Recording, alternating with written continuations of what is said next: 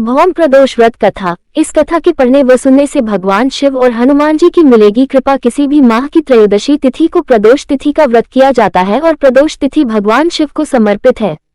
ये तिथि मंगलवार के पड़ने की वजह से इस प्रदोष व्रत को भौम प्रदोष व्रत के नाम से जाना जाता है। धार्मिक मान्यता है कि भौम प्रदोष व्रत में कथा सुनने व कहने वाले को मोक्ष की प्राप्ति होती है। हर माह के शुक्ल और कृष्ण पक्ष की त्रयोदशी तिथि को प्रदोष तिथि का व्रत किया जाता है। प्रदोष व्रत की तिथि जब मंगलवार को आती है तब उसे भौम प्रदोष व्रत के नाम से जाना जाता है। भौम प्रदोष व्रत में कथा सुनना व कहना बहुत पुण्यदायी माना जाता है और इस कथा से पूजा भी पूरी होती है। मान्यता है कि भौम प्रदोष व्रत की कथा सुनने व कहने से देवों के देव महादेव का आशीर्वाद प्राप्त होता है और आर्थिक परेशानियों से मुक्ति मिलती है। आइए जानते हैं भौम प्रदोष व्रत की कथा के बारे में। भौम प्रदोष व्रत कथा। सूची बोले अब मैं मंगल त्रयोदशी प्रदोष व्रत का विधि विधान कहता हूँ। मंगलवार का दिन व्याधियों का नाशक है। इस व्रत में एक समय व्रती को गेहूं और गुड़ का भोजन करना चाहिए। इस व्रत के करने से मनुष्य सभी पापों व रोगों से मुक्त हो जाता है, इसमें किसी प्रकार का संशय नहीं है। अब मैं आपको उस बुढ़िया की कथा सुनाता हूँ जिसने यह व्रत किया व मोक्ष को प्राप्त हुई। अत्यंत प्राचीन काल की घटना है। एक नगर में एक बुढ़िया रहती थी। उसके मंगलिया नाम का एक पुत्र था। वृद्धा को हनुमान जी पर बड़ी श्रद्धा थी। वह प्रत्येक मंगलवार को हनुमान जी का व्रत रखकर यथाविधि उनका भोग लगाती थी।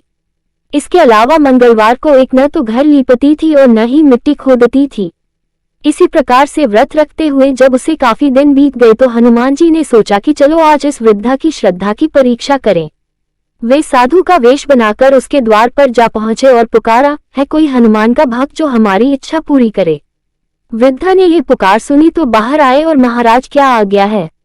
साधु वेशधारी हनुमान जी बोले कि मैं बहुत भूखा हूँ, भोजन करूंगा, तू थोड़ी सी जमीन लीप दे। वृद्धा बड़ी दुविधा में पड़ गई।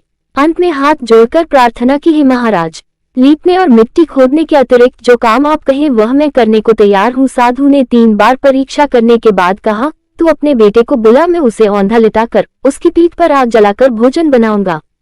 वृद्धा ने सुना तो पैरों तले की धरती खिसक गई, मगर वह वचन हार चुकी थी। उसने मंगलिया को पुकार कर साधु महाराज के हवाले कर दिया, मगर साधु ऐसे ही मानने वाले न थे। उन्होंने वृद्धा के हाथों से ही मंगलिया को औंधा लिटाकर उसकी पीठ पर आग जलवाई। आग जलाकर दुखी मन से वृद्धा अपने घर के अंदर जा घुसी।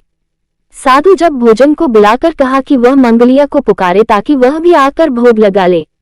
वृद्धा में आंसू भरकर कहने लगी कि अब उसका नाम लेकर मेरे हृदय को और न दुखाओ, लेकिन साधु महाराज न माने। वृद्धा को भोजन के लिए मंगलिया को पुकारना पड़ा। पुकारने की देर थी कि मंगलिया बाहर से हंसता हुआ घर में दौड़ा आया। मंगलिया को जीता जागता देखकर वृद्धा को सुखद आश्चर्य हुआ। वह साधु महाराज के चरणों में गिर पड़ी। साधु महाराज ने उसे अपने असली रूप में दर्शन दिए। हनुमान जी को अपने आंगन में देखकर वृद्धा को लगा कि जीवन सफल हो गया।